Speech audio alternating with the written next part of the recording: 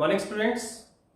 Alternate current chapters में हम लोग लास्ट लेक्चर्स में हम इलेक्ट्रिकल पावर की बात कर चुके थे।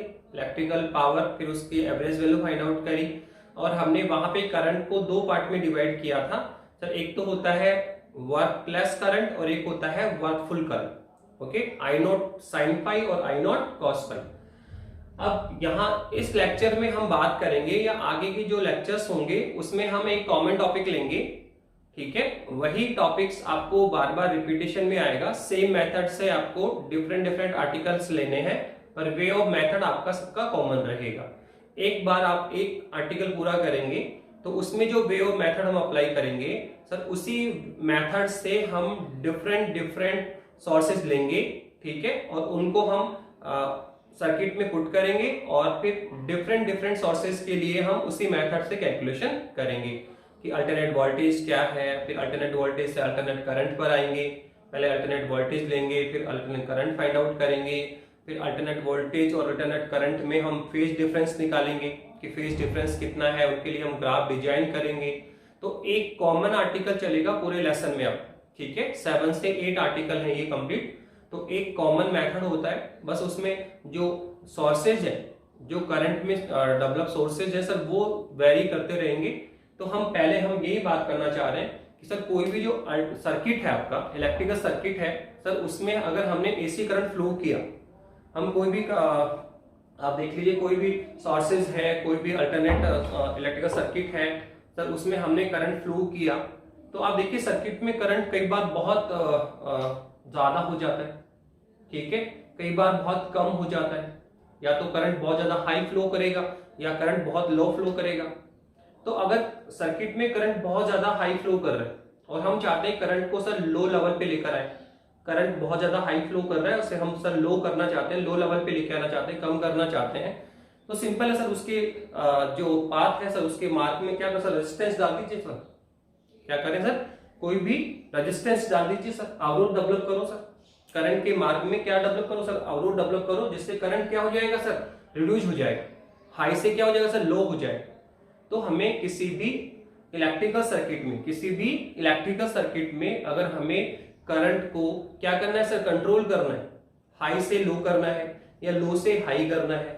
हाई वैल्यू पर है तो उसको लो वैल्यू पर लेकर आ सकते हैं, लो वैल्यू से हम हाई वैल्यू लेकर जाए तो क्या करेंगे, तो वो सिंपल सा है सर। इसके लिए हम क्या करेंगे सर, ये आपका एक सर्किट है sir. Okay sir, let us suppose AC sources जैसा कितना है sir, V equivalent V naught sine of omega t, और सर इसमें फ्लो करंट कितना है sir, I equivalent I naught sine of omega t plus five. Let us suppose sir इसमें ये current flow हो रहा है, इस सर्किट में ये करंट फ्लो हो रहा है। अब सर इस सर्किट में करंट बहुत ज्यादा हाई है, अब आप इसको कंट्रोल करना चाह रहे हो कि सर इसको हम थोड़ा सा रिड्यूस करें, करंट की वैल्यू कम करें, तो सर क्या करना पड़ेगा सर, बहुत सिंपल है सर, करंट का जो पाथ है, करंट का जो मार्ग है सर, उस पर हम क्या करें, रेजिस्टेंस डेवलप करें। सर बताया, हम जानते हैं सर, धारा के मार्ग में रेजिस्टेंस डाल दो सर, प्रतिरोध पुट कर दीजिए सर।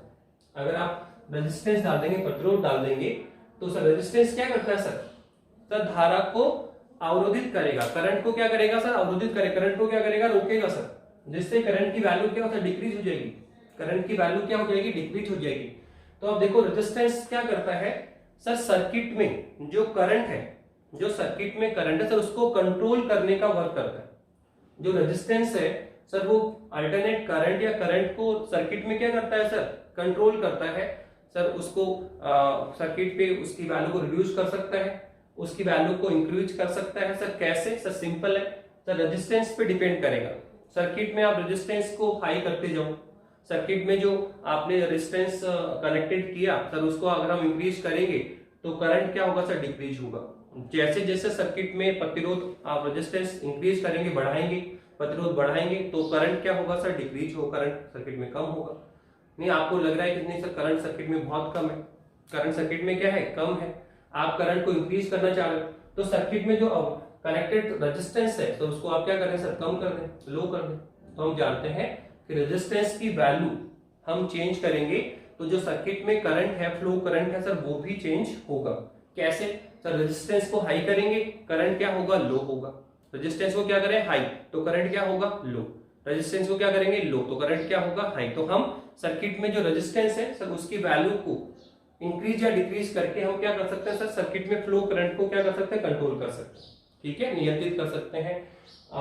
ठीक है, तो रेजिस्टेंस क्या करता है सर, करंट के पाथ पर सर एक अवरोध या बाधा डेवलप करता है सर, एक क्या करता है सर, अवरोध या बाधा डेवलप करता है। तो सर क्वेश्चन ये बन रहा है कि क्या सर रेजिस्टेंस ही है क्या रेजिस्टेंस ही एक ऐसा पार्ट है जो अल्टरनेट करंट को या करंट को कंट्रोल कर सकता है या करंट के मार्ग में बाधा डेवलप कर सकता है। क्या सर इस रेजिस्टेंस के अलावा भी कोई कंपोनेंट है, रेजिस्टेंस के अलावा भी कोई कंपोनेंट है जो इस करंट को कंट्रोल करने का कार्य करे, जो करंट के पाथ पर अवरोध या बाधा डेवलप करे। तो हम अभी तक तो हमने स्टेट यही किया है कि सर रेजिस्टेंस लेकर हम करंट को कंट्रोल करते हैं, ठीक है, सर्किट पर रेजिस्टेंस डाल दीजिए, करंट कंट्रोल हो जाएगा। लेकिन अब हम सोच रहे हैं कि क्या सर कोई अल्टरनेट भी है क्या, रेजिस्टेंस का अल्टरनेट भी है क्या, रेजिस्टेंस ही यूज कर सकते हैं या रेजिस्टेंस के अलावा भी कुछ कंपोनेंट ऐसे हैं जो करंट को कंट्रोल करने का काम करें। तो हमारा आंसर होगा यस। अब हम बात करेंगे, ऐसी बात नहीं कि रेजिस्टेंस ही करंट को कंट्रोल करता है, रेजिस्टेंस के अलावा भी कुछ ऐसे फैक्टर्स हैं जो करंट को कंट्रोल करने का कार्य करते हैं, कुछ ऐसे कंपोनेंट्स हैं जो क्या कर सकते हैं सर, करंट के मार्ग में या धारा के मार्ग में अवरोध या बाधा उत्पन्न करते हैं। तो हम वही स्टडी करने जा रहे हैं कि सर कौन कौन से कंपोनेंट है जो करंट के पाथ पर अवरोध या बाधा डेवलप कर सकते हैं। तो सर मेनली 3 पार्ट होते हैं, मेनली कितने होते हैं, 3 कंपोनेंट होते हैं जो करंट को कंट्रोल करने का कार्य करेंगे। तो सर सबसे पहला कौन होगा उसमें, सर सबसे पहले तो बता दिया सर, ये रहा सबसे पहले तो क्या है, रेजिस्टेंस है सर, सबसे पहले कौन है सर, रेजिस्टेंस है।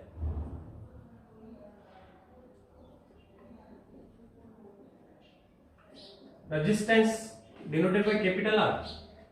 सर्किट के पाथ पर, सर्किट के पाथ पे, करंट के पाथ पर हम रेजिस्टेंस अप्लाइड करके हम करंट को क्या कर सकते हैं सर, फ्लो करंट को कंट्रोल कर सकते हैं। तो सबसे पहला जो कंपोनेंट है सर वो रेजिस्टेंस है, रेजिस्टेंस की हेल्प से हम करंट को कंट्रोल कर सकते हैं, ठीक है सर। इसके अलावा सेकंड कंपोनेंट और कौन है, तो देखो सेकंड कंपोनेंट है सर इंडिकेटर। कौन है सर, इंडिकेटर है, इंडिकेटर कुंडली। ये कौन है, प्रतिरोध। सेकंड कौन है सर, इंडिकेटर है सर, इंडिकेटर या इसको हम क्या बोलेंगे, कुंडली। सर जो इंडिकेटर होता है या जो कुंडली होती है सर वो भी सर्किट में फ्लो करंट को कंट्रोल करने का वर्क करती है। सर्किट में करंट फ्लो हो रहा है सर उसको क्या कर सकती है सर, कंट्रोल कर सकती है, सर्किट में उसको रिड्यूस कर सकती है, हाई को लो कर सकती है, लो को हाई कर सकती है, मतलब कंट्रोल। जैसे रेजिस्टेंस का जो वर्क है सर वही वर्क हम इंडिकेटर से भी कर सकते हैं, कुंडली से भी कर सकते हैं। सर कुंडली को हम ऐसे डिस्प्ले करते हैं सर, ये है आपका कुंडली, ये है कुंडली। तो सर पहला क्वेश्चन ये बना कि सर रेजिस्टेंस करंट के पाथ पर कितनी बाधा उत्पन्न करता है, कितनी बाधा डेवलप करता है sir, capital R, capital R. तो सर ऐसे क्वेश्चन हुआ कि सर ये जो इंडिकेटर है या जो कुंडली है सर वो करंट के पाथ पर, करंट के पाथ पर कितना अवरोध या बाधा डेवलप करेगी, कितनी अवरोध या कितनी बाधा डेवलप करेगी। तो सर वो होता है x into L, x into L होता है। और सर इसे हम लिखते हैं omega into L, omega into L होता है ये। सर एक्सएल कौन है सर, एक्सएल है आपका, ठीक है, इस इंडिकेटर के द्वारा, इस इंडिकेटर के द्वारा करंट के पाथ पर जो डेवलप बाधा है, जो डेवलप है बाधा है सर वो कितनी होगी, एक्सएल इक्विवेलेंट क्या होता है, ओमेगा इंटू एल होता है। सर इसको हम क्या बोलते हैं सर, इसको हम बोलते हैं इंडिकेटिव, इसको हम क्या बोलते हैं सर, इसको हम बोलते हैं इंडिकेटिव रेजिस्टेंस।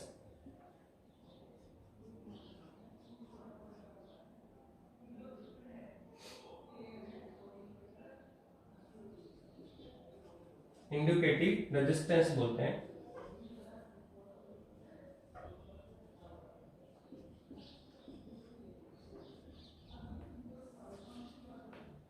या हम बोलेंगे इसको प्रेरणिक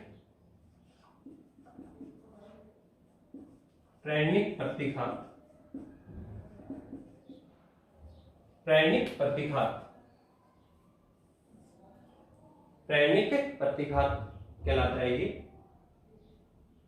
सर हमने कहा करंट को कंट्रोल करने के लिए हमारे पास कौन कौन है सर? एक तो रेजिस्टेंस है केपलर, सर ये कौन है सर? इंडिकेटर। कुंडली भी करंट को कंट्रोल करने का वर्क डन कर सकती है। सर एक थर्ड कंपोनेंट और होता है सर, थर्ड कंपोनेंट और होता है जो करंट को क्या कर सकता है सर? कंट्रोल कर सकता है। कौन है सर? सर थर्ड कंट्रोल जो है सर वो है कैपेसिटर।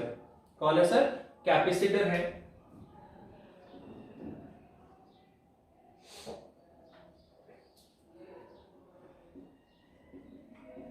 कैपेसिटर की बात करिए आप, या कौन है सर? संधारित्र। कौन है सर? संधारित्र। कैपेसिटर भी सर करंट को कंट्रोल करने का वर्क डन करता है, करंट को कंट्रोल करने का कार्य करता है। तो हमारे पास तीन ऐसे कंपोनेंट है जिसकी हेल्प से हम अल्टरनेट करंट या करंट को कंट्रोल कर सकते हैं। Resistance, second indicator, third capacitor. ठीक है, प्रतिरोध, कुंडली और संधारित्र। ठीक है, और सर इसका सिंबल क्या होगा सर? ये होगा सर, ये हमारा कैपेसिटर है। ठीक है, जिसकी कैपेसिटेंसी कितनी है? C है। जिसका कैपेसिटेंसी कितनी है? C है।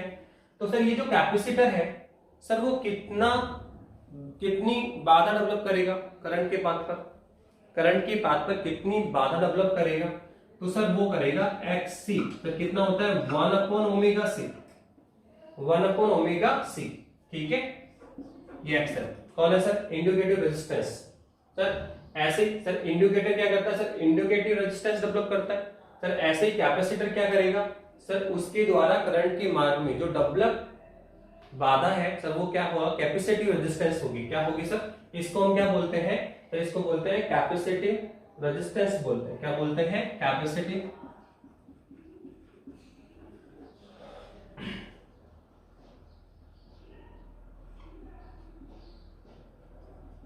Capacitive resistance.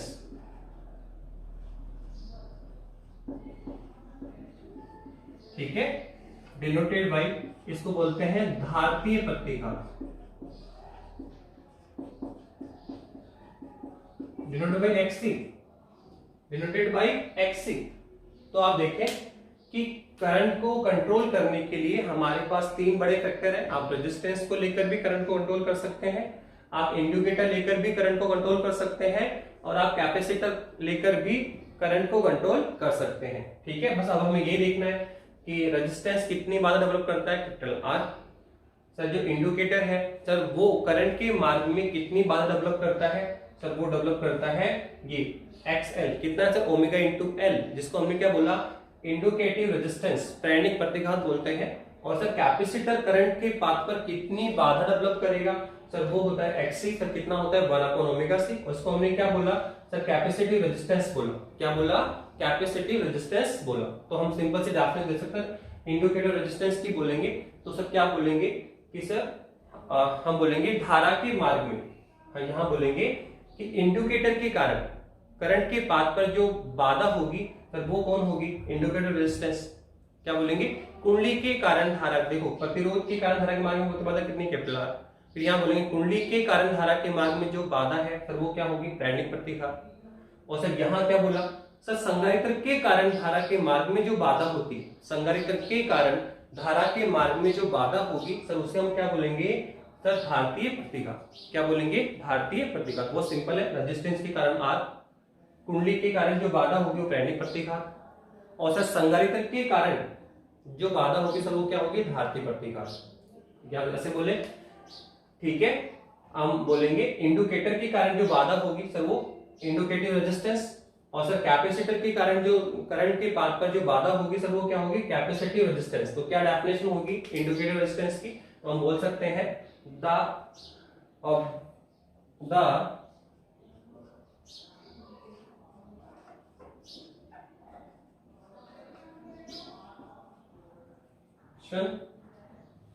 the oscillation in path in path of current due to indicator.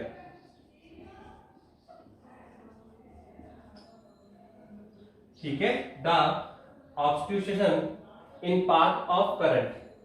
ठीक है, the obstruction in path of current due to indicator. Indicator के कारण जो करंट के पाथ पर ऑब्जर्वेशंस आएगा सर, इसी को हम क्या बोलेंगे सर, इंडिकेटिव रेजिस्टेंस बोलेंगे। क्या बोलेंगे? Due to indicator is called indicative resistance.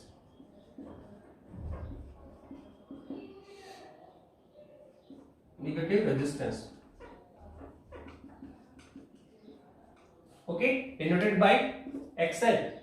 और सर वैल्यू कितनी है? तो इसकी वैल्यू है ओमेगा इंटू एल, जहां हम पूरा लिख सकते हैं। क्या सर? सर ये एक्सएल तो कौन है सर, बता दो दिया आपने। ये कौन है सर? Indicator resistance. सही। तो सर ये कौन है? ओमेगा। सर ये है एंगुलर फ्रीक्वेंसी। कौन है सर ये?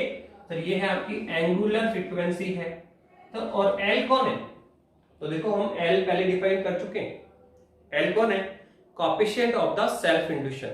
याद करिए, सेल्फ इंड्यूशन में हमने किया था, वहां हमने कोई कॉइल ली थी। तो कॉइल में क्या होता है सर? कॉइल में एल होता है। कॉइल में क्या होता है सर? एल। एल कौन है sir? Coefficient of the self induction. क्या है सर? ये coefficient of the self induction है। तो यहाँ एक्सएल जो इंडिकेटिव रेजिस्टेंस है सर, वो कितना होता है सर? वो किसके कारण होता है सर? Operation due to indicator is called indicative resistance, denoted by XL. Sir इसकी वैल्यू कितनी होती है? ओमेगा इंटू एल, जहां एक्सएल कौन है sir?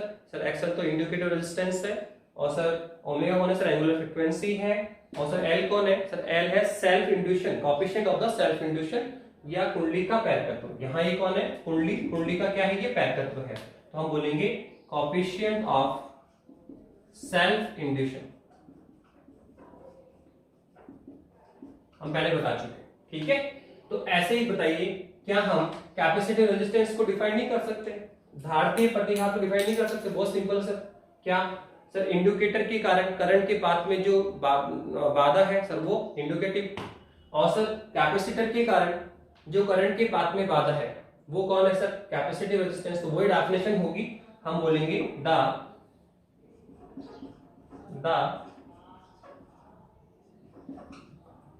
ऑब्स्ट्यूशन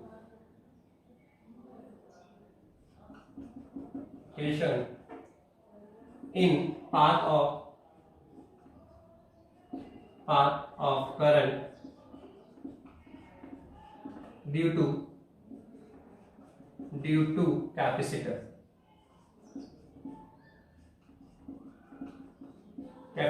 is called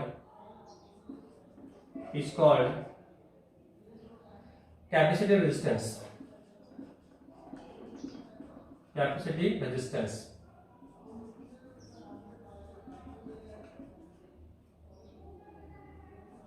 okay, denoted by XC.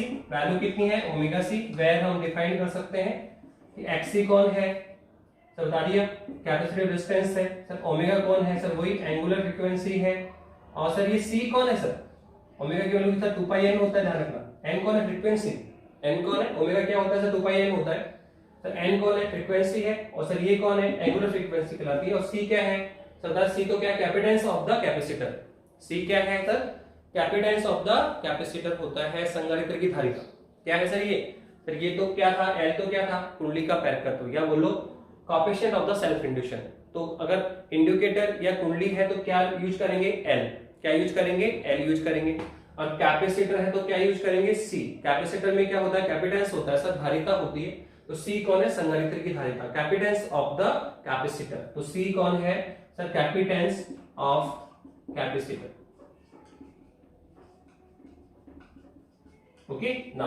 तो यहां तक हमने किया कि करंट को कंट्रोल करने के लिए अब हमारे पास में 3 फैक्टर हैं। आप रेजिस्टेंस को लेकर भी करंट को कंट्रोल कर सकते हैं सर, आप इंडिकेटर या कुंडली को लेकर भी करंट को कंट्रोल कर सकते हैं, और आप कैपेसिटर को लेकर भी करंट को कंट्रोल कर सकते हैं। रेजिस्टेंस के कारण जो बाधा होगा सर केपलार होता है। कुंडली के कारण जो बाधा होती है करंट के पाथ पे सर वो इंडिकेटिव रेजिस्टेंस कहलाता है, denoted by XL omega L.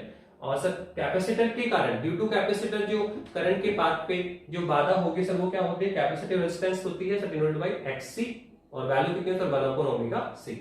इसके बाद में सर इससे भी कनेक्टेड कुछ और बात करते हैं कि सर्किट में केवल रेजिस्टेंस है तो आर यूज करेंगे, सर्किट में केवल और प्योरली इंडिकेटर ही है, सर्किट में केवल और केवल क्या है, इंडिकेटर है, कुंडली है, प्योरली इंडिकेटर है, तो सर जो बाधा होगी करंट के पाथ पर सर वो कितनी होती है, एक्सएल होती है।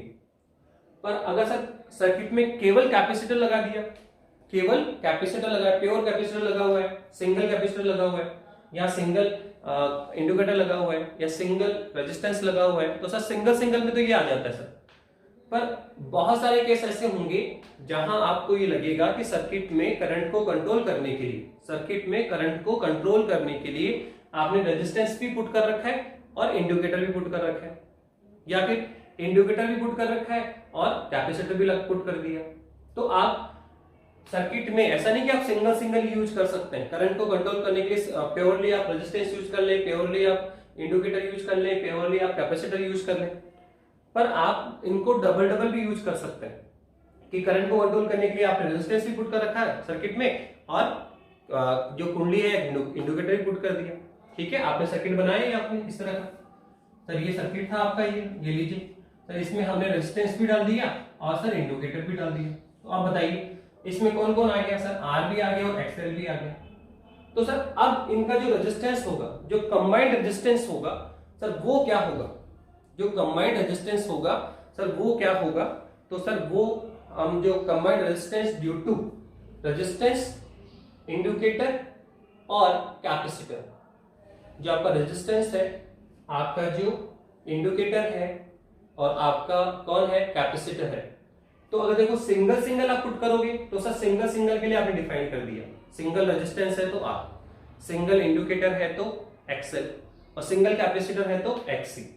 पर सर अगर हम इन तीनों में से, 3 में से Na2 यूज करें सर्किट में करंट को कंट्रोल करने के लिए, इन तीनों में से क्या करना है सर, Na2 को यूज करें आप, रेजिस्टेंस और कुंडली यूज कर लें, रेजिस्टेंस और इंडिकेटर या कैपेसिटर, या फिर कैपेसिटर या रेजिस्टेंस, कोई 2 लेकर आए।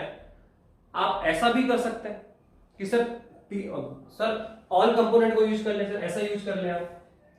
ठीक है, रेजिस्टेंस भी आ गया और सर इंडिकेटर भी यूज कर लिया और कैपेसिटर भी। क्या हम सर्किट में कंट्रोल करने के लिए तीनों कंपोनेंट यूज नहीं कर सकते? ये कौन आ गया, आर, ये कौन है, एक्सएल, और ये कौन है, एक्ससी। अगर तीनों कंपोनेंट यूज हो जाए तो सर तीनों कंपोनेंट यूज हो जाएंगे तो सर जो सर्किट की कंबाइंड जो बाधा होगी, सर केवल रेजिस्टेंस की आर होती है, केवल इसके लिए एक्सएल होता है, प्योरली कैपेसिटर के लिए एक्ससी होता है। तो जब सर तीनों एक ही साथ वर्क करेंगे तो सर जो कंबाइंड बाधा होगी, पाथ ऑफ द सर्किट, ठीक है, जो सर्किट के पाथ पर कंबाइंड जो प्रतिबाधा होगी उसको हम क्या बोलते हैं सर, उसको हम प्रतिबाधा बोलते हैं, जेड से डिनोट करेंगे। क्या बोलेंगे सर, इसको जेड से डिनोट करते हैं। तो एक इंपॉर्टेंट पार्ट है सर, वो है आपका चौथा। कौन है सर, चौथा पार्ट है, मैं लिखना चाह रहा हूं, देखो बेटा वो क्या है आपका, इंटेंस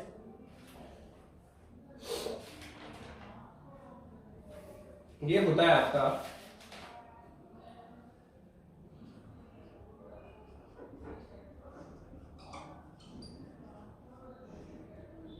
इंपीडेंस होता है sir, denoted by capital Z, denoted by capital Z. तो बस हमें यही ध्यान रखना है कि सर कब किसे यूज करना है। आप देखो ऑल फैक्टर क्या है सर, करंट के पाथ पर बाधाएं हैं, करंट के पाथ पर क्या है सर, बाधाएं हैं। रेजिस्टेंस भी क्या है, करंट के पाथ पे बाधा, इंडिकेटर रेजिस्टेंस भी क्या है, करंट के पाथ पे बाधा है। सर कैपेसिटर रेजिस्टेंस भी कौन है, करंट के पाथ पे बाधा है। और जैसा अभी बोला आपने, ये आपका इंपीडेंस बोल दिया सर जेड, सर ये भी करंट के पाथ पे क्या है, बाधा है। पर सर कब क्या यूज करना है, तो ध्यान रखना, प्योरली रेजिस्टेंस लगा, सिंगल रेजिस्टेंस लगा हो तो आर यूज करेंगे, प्योरली सिंगल इंडिकेटर यूज कर लिया है तो एक्सएल यूज करेंगे, प्योरली आपने कैपेसिटर यूज किया हुआ है तो एक्ससी यूज करेंगे। लेकिन अगर सर्किट में हम इन 3 कंपोनेंट में से कोई एनी 2 कंपोनेंट ज्वाइन कराएं, एनी 2 कंपोनेंट ज्वाइन कराएं, और या तीनों कंपोनेंट ज्वाइन कर दो, 3 कंपोनेंट आ जाए, तीनों की तीनों कंपोनेंट आ जाए, तो इन दिस केस जो पाथ ऑफ करंट पर बाधा होगी इट इज कॉल्ड इंपीडेंस। क्या कहते हैं इसको? इंपीडेंस बोलते हैं। तो कभी हम करंट के पाथ पर जो बाधा होगी उसको आर भी लिखेंगे, कभी एक्सएल लिखेंगे, कभी हम एक्सी राइट डाउन करेंगे, कभी हम जेड राइट डाउन करेंगे। तो कोई कंफ्यूजन नहीं होना चाहिए कि कब क्या हमें राइट डाउन करना है। प्योरली रेजिस्टेंस है तो आर राइट डाउन करेंगे, प्योरली इंडिकेटर है तो एक्सएल राइट डाउन करेंगे, प्योरली कैपेसिटर है तो एक्सी राइट डाउन करेंगे। और सर अगर इन तीनों फैक्टर में से कोई यानी 2 को आपने ज्वाइन कराया है या ऑल कंपोनेंट को ज्वाइन करा दिया है, तो इन दिस केस जो करंट के पाथ पर जो बाधा होगी sir it is called impedance. क्या बोलेंगे इसको? इंपीडेंस बोलेंगे। इसके बाद में सर यहाँ पे 2 चीजें और है डिस्कशन के लिए बेटा, आप वो भी ध्यान रखें। क्या है देखिए,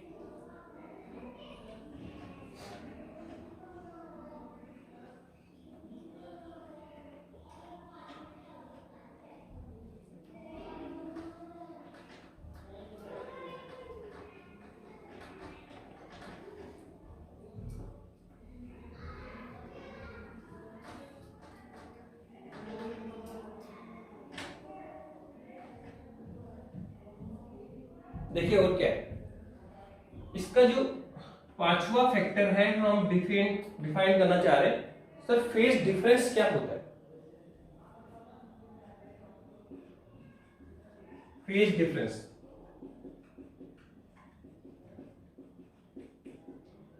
डिनोटेड बाय 5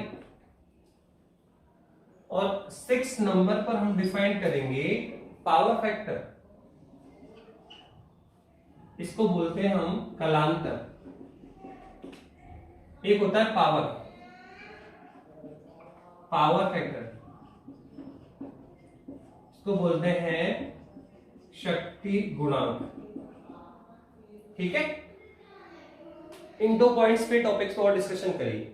ये बेटा बेसिक है जो हमें चैप्टर को स्टडी करने में भी काम आने वाला है। ठीक है, आप सब पता होना चाहिए रेजिस्टेंस से क्या समझते हैं, इंडिकेटर से क्या समझते हैं, इंडिकेटर करंट के पाथ पे कितनी बाधा डेवलप करेगा सर, इंडिकेटर रेजिस्टेंस होगा। फिर कैपेसिटर क्या होता है सर, कैपेसिटर करंट के मार्ग में कितनी बार सर कैपेसिटिव रेजिस्टेंस डेवलप करेगा। और सर फिर ये सिंगल है, फिर सर Ni2 आ जाए ज्वाइन करा दो या ऑल कंपोनेंट ज्वाइन करा दो, तो वहां पे क्या ये आपका इंपीडेंस हो जाएगा, जेड हो जाएगा। सर इसके अलावा सर ये 2 फैक्टर और ध्यान रखिए आप कि सर फेज डिफरेंस से आप क्या समझेंगे और पावर फैक्टर से आप क्या समझेंगे। तो बता दिया फेज डिफरेंस या कलांतर की बात तो हम पहले भी कर चुके हैं कि जब हम कोई सर्किट लेंगे, जैसे आपने सर्किट लिया सर, तो सर इस सर्किट में हमने सर वोल्टेज अप्लाइड किया। सर ये वोल्टेज है कितना sir, V equivalent V naught sine of omega t. तो जैसे हम वोल्टेज अप्लाई करेंगे तो सर्किट में सर करंट फ्लो होगा, सर्किट में सर क्या होगा, करंट फ्लो होगा। तो करंट फ्लो कितना होगा sir, I equivalent I naught sine of omega t plus 5। आपने क्या किया, सर्किट पे वोल्टेज अप्लाई किया जिससे सर्किट पे करंट फ्लो हुआ। करंट को कंट्रोल करने के लिए हम रेजिस्टेंस पुट कर सकते हैं, इंडिकेटर पुट कर सकते हैं, कैपेसिटर पुट कर सकते हैं। सपोज करो हमने रेजिस्टेंस पुट किया, हमने क्या किया सर, रेजिस्टेंस पुट किया, तो सर यहाँ वोल्टेज अप्लाइड किया, करंट फ्लो होने लग गया। ठीक है, तो सर हमारे पास 2 फैक्टर है, एक तो सर वोल्टेज कितना है sir, V equivalent V naught sine of omega t, एक और है sir I equivalent I naught sine of omega t plus 5। तो आप देखो दोनों का फेज देखो, दोनों की कला देखो कि सर वोल्टेज कहां पर है सर, ओमेगा टी पोजीशन पर है।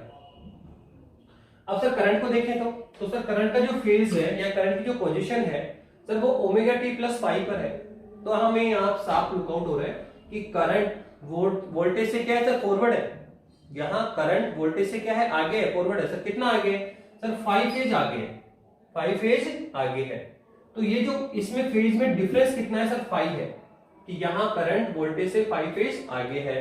तो it is called phase difference कि करंट वोल्टेज से कितना फॉरवर्ड है या करंट वोल्टेज से कितना बैक है। ठीक है, इसी को हम किससे देखते हैं, लुकआउट करते हैं, तो फेज डिफरेंस से देखते हैं, कलांतर देखते हैं कि करंट और वोल्टेज में कौन फॉरवर्ड है या कौन बैकवर्ड है। कभी करंट आगे चलेगा, वोल्टेज पीछे रहेगा, कभी वोल्टेज आगे हो जाएगा, करंट पीछे फ्लो करेगा। तो बस हम किससे देखते हैं सर, ये फेज से देखते हैं सर कि कौन फॉरवर्ड है, कौन बैक है, या फिर हो सकता है सर करंट और वोल्टेज साथ साथ फ्लो करें। क्या करें सर? साथ साथ फ्लो कर सकते हैं। तो वहां पे जो फेज डिफरेंस है वो कितना हो जाएगा सर? जीरो हो जाएगा। कितना हो जाएगा? जीरो। सर अभी आपने कहा, सर आपने लिखा सर v कितना है? v naught sine omega t, और सर ये कितना i naught sine omega t plus 5। तो यहाँ दिख रहा है कि सर यहाँ करंट वोल्टेज से 5 फेज आगे चल रहा है सर, फॉरवर्ड है। अगर सर मैं माइनस लिख दूं तो आप बोलोगे कि करंट वोल्टेज से 5 फेज पीछे है, और सर आप इसको गाइड भी कर देते हो यहाँ से। अब आप देखो क्या है सर, वोल्टेज भी क्या है सर? फेज ओमेगा टी, और सर ये जो करंट है उसका फेज भी कितना है? Omega t. तो सर इनकी फेज डिफरेंस निकालो। सर फेज डिफरेंस निकालो तो कितना आएगा sir? Omega T minus omega t. तो कितना आया? जीरो। मतलब सेम फेज पर है ये, वोल्टेज और करंट साथ साथ फ्लो कर रहे हैं यहाँ पे, इनमें कोई फेज डिफरेंस नहीं है, कोई इनमें कलांतर नहीं है। तो हम देख रहे हैं कि सर हमें ये देखना आना चाहिए वोल्टेज और करंट में कि कौन किससे बैक है, कौन किससे फॉरवर्ड है। वोल्टेज या तो फॉरवर्ड होगा, ठीक है, या फिर करंट फॉरवर्ड होगा, या फिर क्या होगा सर? दोनों साथ साथ भी चल सकते हैं। तो ये हम फेज के बेस पे देखते हैं, फेज डिफरेंस निकालेंगे और देखेंगे कि वोल्टेज और करंट में कौन आगे है, कौन पीछे है, कौन फॉरवर्ड है, कौन बैकवर्ड है, या फिर दोनों साथ साथ फ्लो कर रहे हैं। तो ये फेज डिफरेंस होता है क्या? अल्टरनेट वोल्टेज और अल्टरनेट करंट के बिटवीन हम निकालते हैं। तो आपको फेज डिफरेंस भी कैलकुलेट करना आना चाहिए, और सिंपल सा है कि सर ये है +5। तो सर आप करंट का फेज देखें, फिर वोल्टेज का फेज देखें और इनका डिफरेंस निकालें। क्या निकालें सर? इनका डिफरेंस निकालें। It is called phase difference. Okay. फिर सर ये पावर फैक्टर क्या होता है? आगे देखिए सर, ये पावर फैक्टर क्या होता है? सर पावर फैक्टर तो बहुत सिंपल है, हमने लिखा power factor cos of phi, ये लीजिए सर, यही पावर फैक्टर है। ये फाई तो बोला सर ये फेज डिफरेंस है, phase difference between alternate voltage और अल्टरनेट करंट। फाई कौन है आपका? Phase difference between alternate voltage और अल्टरनेट करंट। तो जब भी हम आर्टिकल करेंगे तो हम always phase difference find out कर सकते हैं। आपको देखना है कि वोल्टेज किस पोजीशन पे है, करंट किस पोजीशन पे है, दोनों की फेज का डिफरेंस निकालो। सर वही क्या होगा? फेज डिफरेंस हो जाएगा। क्या हो जाएगा? Phase difference. और आप देखो, अगर हमने फेज डिफरेंस कैलकुलेट कर लिया, अगर हमने कलांतर निकाल लिया, तो सर उस कलांतर की क्या निकाल ले सर? क्या निकाले सर? कोसाइन निकाले, कोज्या निकाले, कलांतर की कोज्या। कोस को क्या बोलते हैं? कोसाइन, या हिंदी में क्या बोलेंगे सर? कोज्या। तो ये बोल रहा सर, देखो क्या रेफरेंस है सर? कलांतर की कोज्या। कलांतर की कोज्या क्या कहलाता है सर? पावर फैक्टर कहलाता है। ठीक है, कलांतर की कोज्या क्या कहलाता है? शक्ति गुणांक कहलाता है। हो गया? तो ये डेफिनेशन है, the cosine of the phase difference. The cosine of the phase difference is called power factor, is called power factor. तो क्या डेफिनेशन हुई? बहुत सिंपल सी बात है, the cosine of phase difference, phase difference, the cosine of phase difference is called, a cosine of phase difference is called power factor, power factor। Okay, या पूरा detail से लिख दो, ऐसे लिख सकते हैं, the cosine of phase difference between alternate voltage and alternate current is called power factor and power factor, या सिंपल बोलो कलांतर की कोज्या। कलांतर की कोज्या क्या है सर? शक्ति गुणांक कहलाता है। तो यहां तक हमने कर लिया। तो छोटे छोटे फैक्टर्स थे जो हमें आगे चैप्टर में काम आएंगे। सर बहुत सिंपल सा बताया कि अल्टरनेट करंट को अगर हमें कंट्रोल करना है, अल्टरनेट करंट को अगर आप कंट्रोल करना चाह रहे हो, तो सर उसके लिए आपके पास में 3 फैक्टर होते हैं। आप रेजिस्टेंस को लेकर भी करंट को कंट्रोल कर सकते हैं, आप इंडिकेटर को लेकर भी करंट को कंट्रोल कर सकते हैं, और आप कैपेसिटर को लेकर भी करंट को कंट्रोल कर सकते हैं। अगर रेजिस्टेंस लेंगे तो R लेंगे, इंडिकेटर लेंगे तो करंट के पाथ पे जो बाधा है सर वो XL होगा, ओमेगा इंटू L। और सर जब कैपेसिटर ले लिया तो कैपेसिटर के केस में सर जो बाधा होगी करंट के पाथ पे सर वो क्या होगा? XC 1/ओमेगा C होगा। ठीक है, और हम इनको सिंगल सिंगल लेंगे तो बता दिया, हम Ni2 या ऑल कंपोनेंट लेंगे तो फिर क्या यूज करेंगे सर? Z। क्या यूज करेंगे? Z, इंपीडेंस यूज करेंगे।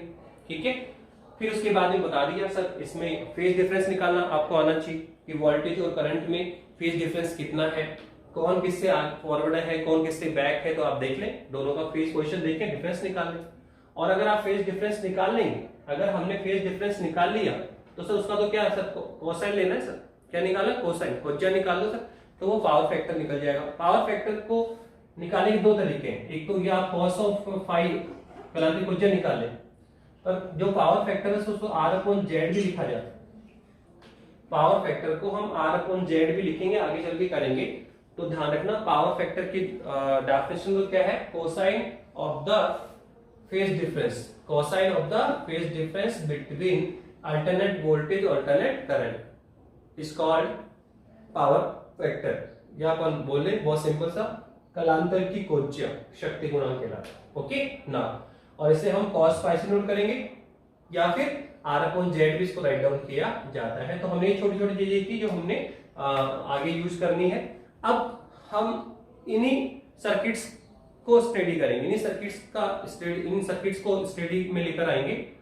और सर जो सर्किट हम डेवलप कर रहे हैं, हमें सर्किट डेवलप करना है, उस पर अल्टरनेट वोल्टेज अप्लाई करेंगे, अल्टरनेट करंट उसमें फाइंड आउट करेंगे, फेज डिफरेंस हम निकालेंगे, ठीक है, पावर फैक्टर हम निकालेंगे, एवरेज पावर हम निकालेंगे। तो अब हमें एक ही वर्क को रिपीटेड के रूप में करना, ठीक है, बार बार हम एक ही टॉपिक को रिपीट करेंगे। बस हमारे जो करंट को कंट्रोल करने के जो फैक्टर हैं सर वो बदलते रहेंगे।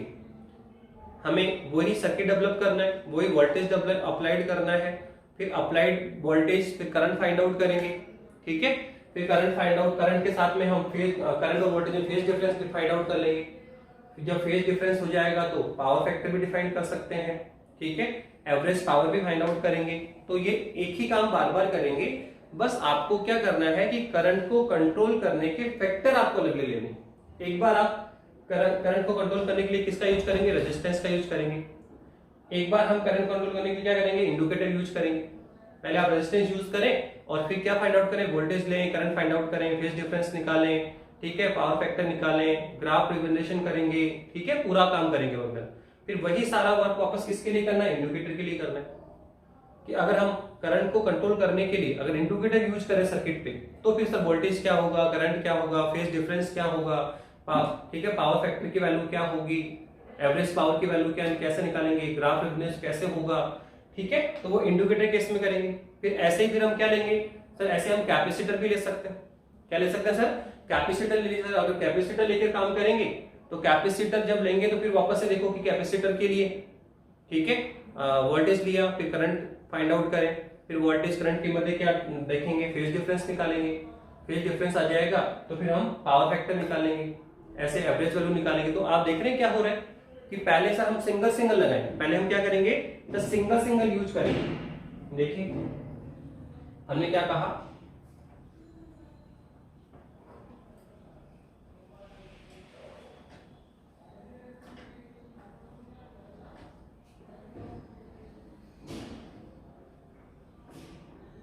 देखिए सबसे पहला क्या कर सकते हैं सर हम लोग, सर ये है हमारा सर्किट और सर हमने वोल्टेज अप्लाई कर दिया सर, कितना sir, V equivalent V0 sine of omega t ले लिया। अब सर इसमें करंट फ्लो हुआ सर I। अब सर मुझे इस करंट फ्लो, करंट की वैल्यू फाइंड आउट करनी है। पर जो करंट की वैल्यू फाइंड आउट होगी या उसका जो फेज डिफरेंस फाइंड आउट होगा या जो पावर फैक्टर डिफाइंड होगा सर, वो डिपेंड करेगा कि करंट को कंट्रोल करने के लिए आपने कौन से फैक्टर को यूज किया। रेजिस्टेंस भी कर सकते हैं, इंडिकेटर भी यूज कर सकते हैं और बोलिए सर कैपेसिटर भी यूज कर सकते हैं। तो सबसे पहले तो आप क्या कर सकते हैं सर, कैपेसिटर यूज कर लें, R यूज किया।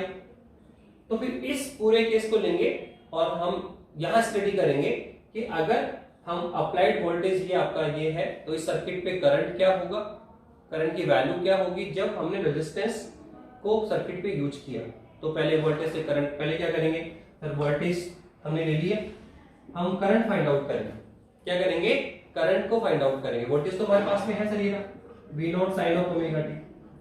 अब हमें V से I पर आना होगा, V से I कैलकुलेट करना होगा।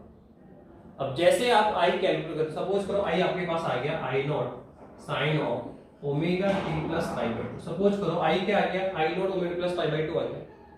तो जब V हमने लिया, ठीक है, I हमने फाइंड आउट कर लिया, तो जब दोनों आपको मिली तो फेज डिफरेंस निकाल लो।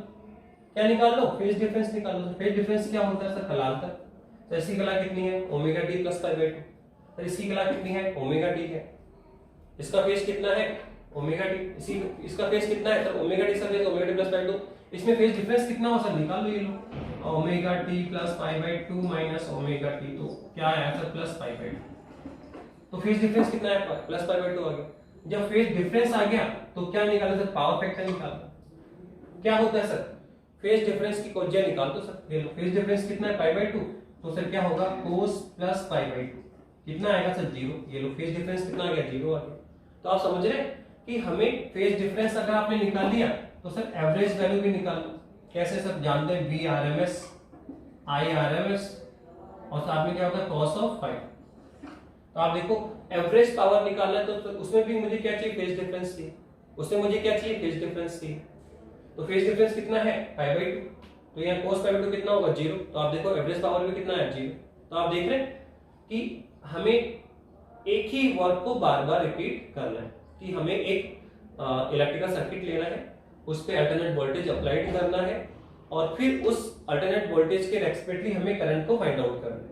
क्या करेंगे, करंट को फाइंड आउट करेंगे। अब करंट को फाइंड आउट जब कर रहे हो तो सर कौन से केस में कर रहे हो, तो नंबर वन, प्योरली रेजिस्टेंस, केवल हमने रेजिस्टेंस को यूज किया करंट को कंट्रोल करने के लिए, ठीक है। और ये कौन कह रहा है कि आप रेजिस्टेंस को यूज करें। सेकंड, हम रेजिस्टेंस की जगह क्या इंडिकेटर यूज नहीं कर सकते। तो अब आपके पास में एक्सएल ओमेगा इनटू एल आ जाए। तो जब इंडिकेटर यूज करेंगे तो फिर करंट कितना होगा, करंट फाइंड आउट कर, वोल्टेज तो लेंगे हम और करंट को फाइंड आउट करना पड़ेगा। तो वोल्टेज से करंट पर जाने का जो मेथड है थोड़ा सा वो सब में अलग अलग होगा। रेजिस्टेंस के लिए करंट अलग तरह से फाइंड आउट होगा, इंडिकेटर के लिए करंट अलग तरह से फाइंड आउट होगा, ठीक है। कैपेसिटर यूज करोगे तो कैपेसिटर के लिए करंट अलग तरह से फाइंड आउट होगा, लेकिन उसके बाद के सारा मेथड सेम होगा। वोल्टेज हम लेंगे और करंट को फाइंड आउट करेंगे। तो करंट को फाइंड आउट करने के लिए सब में आपको टू लाइन सबकी डिफरेंट होगी। रेजिस्टेंस के लिए अलग होगा, इंडिकेटर में अलग से करंट फाइंड आउट करना पड़ेगा, कैपेसिटर में अलग मेथड से फाइंड आउट होगा। पर पहले वोल्टेज लेंगे और करंट को फाइंड आउट करेंगे, और फिर जब वोल्टेज आपके पास था, करंट आपने फाइंड आउट कर लिया, दोनों की पोजीशन देख लो और फेज डिफरेंस निकाल लो। फेज डिफरेंस निकालोगे तो फिर क्या निकाल लो, पावर फैक्टर निकलेगा, कलांतर की क्वेश्चन, तो पावर फैक्टर निकल जाएगा। पावर फैक्टर निकाल लिया तो फिर एवरेज पावर निकाल लीजिए, और लास्ट में हम ग्राफ डिजाइन भी कर लेंगे कि कौन किससे आगे है कौन किससे पीछे। फेज डायग्राम बनाएंगे, क्या बनाएंगे, फेज डायग्राम बनाएंगे, तो वो भी बन जाएगा। तो आप देखो ये सारा काम आपको रिपीटेड रूप में करना पड़ेगा, बस आपको यहां बदलते रहना है कि पहले कौन था, रेजिस्टेंस था, फिर आपने क्या लगा दिया, इंडिकेटर पर। कौन कह रहा है सब इंडिकेटर यूज करो आप, ठीक है। क्या कर सकते हैं सर, करंट को कंट्रोल करने के लिए क्या कर सकते हैं सर हम कैपेसिटर यूज करें सर, तो यहाँ पे एक्स कितना आएगा, 1/ओमेगा c है। कैपेसिटर भी यूज कर सकते हैं, ठीक है। तो आप कैपेसिटर यूज करेंगे तो फिर आपको सिमिलर वे में काम करना पड़ेगा। वही अप्लाइड वोल्टेज हम लेंगे और करंट को फाइंड आउट करेंगे, अप्लाइड वोल्टेज हम लेंगे, करंट को फाइंड आउट करेंगे। अब जब दोनों में, तो वापस से फेज डिफरेंस निकालो, पावर फैक्टर निकालो, एवरेज पावर निकालो, डायग्राम बनाओ। तो वही वर्क को वापस से क्या करना है, रिपीटेड करना है। उसी वर्क को वापस से क्या करना है, रिपीटेड करना है। बस ये फैक्टर बदलते रहेंगे, एक बार प्योरली रेजिस्टेंस, एक बार प्योरली इंडिकेटर, फिर प्योरली, ठीक है, कैपेसिटर। पर आप बताइए क्या हम जरूरी सिंगल सिंगल यूज करें, हम इसको डबल डबल यूज कर सकते हैं। तीसरा चौथा केस क्या होगा कि रेजिस्टेंस को लिया और इंडिकेटर ले लिया, तो यहां पे कौन आएगा, आर, और ये कौन आएगा, एक्स। सेकंड, ये कौन कह रहा है कि तो रेजिस्टेंस और इंडिकेटर ही ले, आप ये भी कर सकते हैं कि रेजिस्टेंस और क्या ले लें सर, कैपेसिटर ले लें। तो फिर यहाँ पे क्या आएगा, एक्स ही आएगा, आर और एक्स ही आ जाएगा, ठीक है। ये कौन कह रहा है कि साहब रेजिस्टेंस और आप कैपेसिटर भी लें, आप इंडिकेटर भी ले सकते हैं और कैपेसिटर भी ले सकते हैं, एक्स ही ले लें, एक्सएल और एक्स ही आ जाए।